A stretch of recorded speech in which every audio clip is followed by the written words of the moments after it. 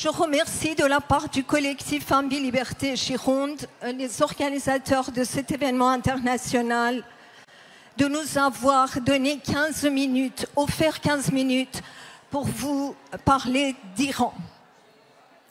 Afin de me contenir dans ces 15 minutes, j'ai écrit mon discours et minuté vraiment. Aujourd'hui, le 16 septembre, c'est la date du premier anniversaire de l'assassinat de Mahsa Jina Amini sous les coups des patrouilles de répression des femmes à Téhéran.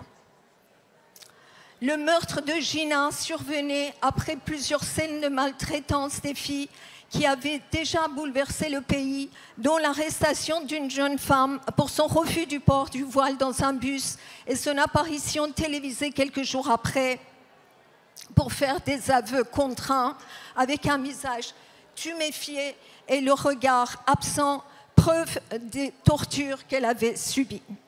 Le meurtre de Mahsa Jina, une étudiante kurde en vacances dans la capitale de son pays, pour sa tenue vestimentaire, était la tragédie de trop qui a fait déferler des vagues de manifestations de colère dans toutes les régions d'Iran. Les Kurdes, Baloutches, Perses, Azeris, Arabes, Gilaki, Lors, tous les composants ethniques de la nation iranienne s'unissaient au cri de « Abat le régime meurtrier, Abat Khamenei ». La seule réponse du régime islamique à ce ras-le-bol généralisé était de tirer avec des balles de guerre sur les jeunes manifestants, tuer près de 609 filles et garçons, dont 72 enfants, plusieurs centaines d'autres aveuglés par des tirs de billes de plomb dans les yeux et 22 000 emprisonnés, torturés, beaucoup violés. On pourrait se demander pourquoi cet acharnement de vouloir absolument imposer le hijab aux Iraniens, aux Iraniennes, au prix de 44 années de conflit avec une partie active de la population. Nous évoquons ici deux raisons principales à cette hostilité réactionnaire. Tout d'abord, il est évident que le moyen le plus efficace pour les régimes totalitaires afin de se maintenir au pouvoir, c'est la ségrégation sociale ou raciale ou ethnique contre une partie de leur population. Diviser la nation pour mieux régner. Dans le cas d'un régime islamique extrémiste, comme au pouvoir en Iran et en Afghanistan, c'est en contrôlant le corps et l'esprit des femmes par la camisole du hijab que toute la société est maîtrisée, pense-t-il. Ils savent pertinemment qu'aucune lutte pour la démocratie ne pourra débuter, encore moins d'aboutir sans la participation active des femmes au corps et à esprit libre aux côtés des hommes en lutte. La seconde raison de la rancœur des mollahs chiites d'Iran envers les femmes prend ses racines dans la longue histoire des luttes sociales et politiques des Iraniennes depuis la fin du XIXe siècle contre la culture patriarcale islamique du pays sous influence des religieux chiites. Dans la droite ligne de leur combat pour le progrès social et pour la modernisation des institutions, notamment l'éducation et la justice, encore sous l'égide du clergé chiite, les femmes instruites créaient les premières écoles pour filles dans diverses villes d'Iran dès 1903. La réaction outrée des dignitaires religieux ne tardait pas. Citation de l'un d'entre eux, Joushtari, qui dit « Malheur au pays dans lequel des écoles pour les filles sont fondées ». Malgré l'opposition du clergé, on dénombre 47 écoles pour filles créées par des femmes en 1917 avec quelques 2200 élèves. Les femmes jouaient aussi un rôle important dans la révolution constitutionnelle iranienne en 1905. Il y a des photos qui témoignent même de la présence des brigades armées de femmes portant leurs fusils en bandoulière dans leurs manifestations. Ça fait quand même 120 ans, il y a 120 ans, contre l'autocratie despotique de la dynastie Gadjar. En 1911, pour diffuser l'esprit d'égalité des genres jusque dans les foyers iraniens, le premier magazine féministe voit le jour. Il se nomme Danesh, le savoir. D'autres journaux féministes apparaissent de par le pays dans les années suivantes. Reza Shah, le premier roi de la dynastie Pahlavi, après la chute des Gadjars par la révolution constitutionnelle, comprend que sans libérer les femmes de l'emprise du hijab islamique et la reconnaissance de leur droit à l'éducation, il ne peut pas réaliser la modernisation tant attendue de l'Iran. C'est pourquoi, en 1936, c'est-à-dire après 3 décennies de lutte des femmes pour leur droit à la citoyenneté, il décrète la loi de l'interdiction du port de hijab en public. Son fils, 10 ans après, il va abroger cette loi en faveur de la liberté du choix. Cela étant dit, et l'éducation obligatoire pour toutes les filles et garçons.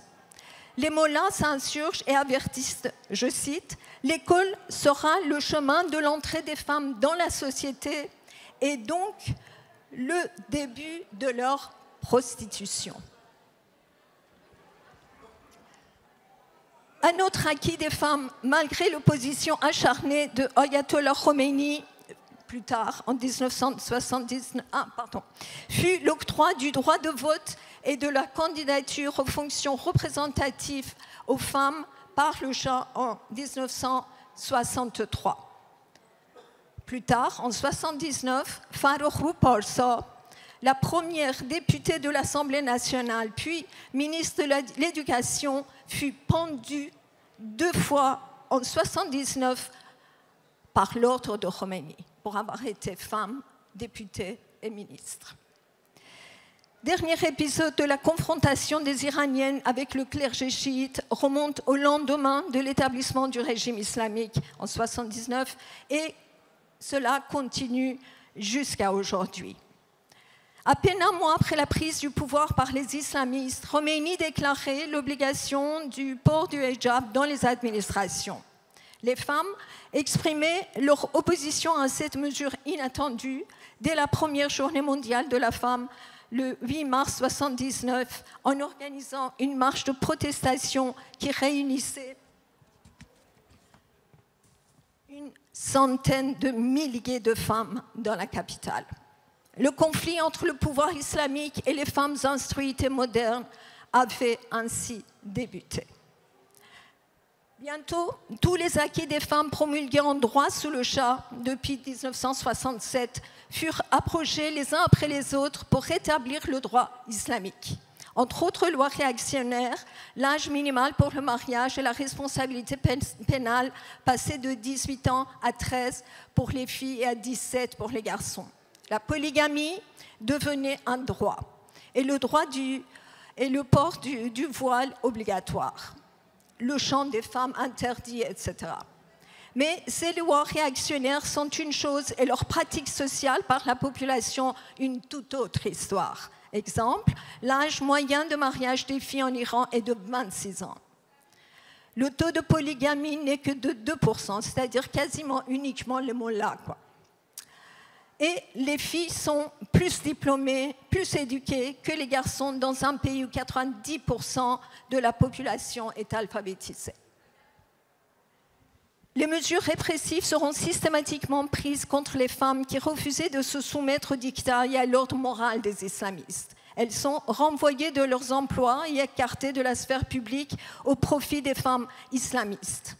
Plus tard, une partie d'entre elles, instruites maintenant et issues des classes moyennes traditionnelles, s'insurgeaient contre les régressions sociales subies, notamment par la loi de la famille, légalisant la polygamie et le refus aux femmes du droit de garde des enfants après le divorce.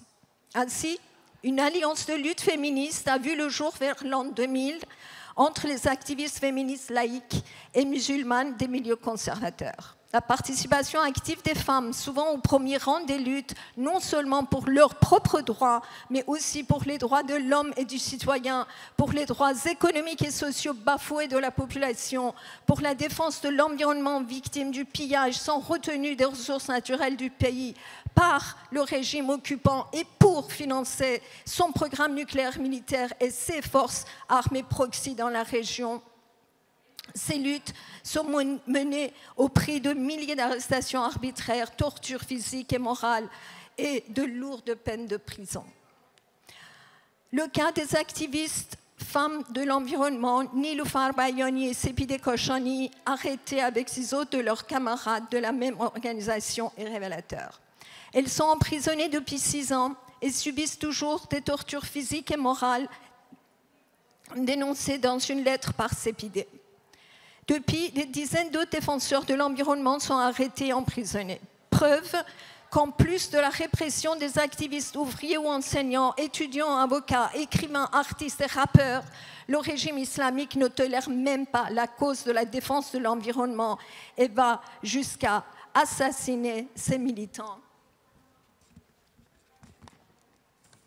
Comme ce fut le cas du directeur d'une organisation de défense de la vie sauvage, le professeur Kavou Seyedemami, tué lors de son interrogatoire par les gardiens de la révolution islamique. Il faut savoir que la défense de l'environnement en Iran est un combat contre la mort silencieuse du pays.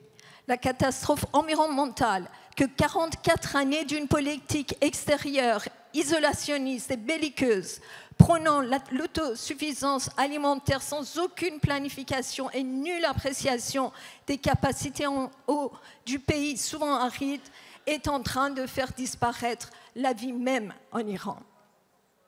La déclaration récente de l'adjoint à l'environnement du précédent président iranien et le directeur de l'organisation gouvernementale de la protection de l'environnement est révélateur de la situation catastrophique du pays.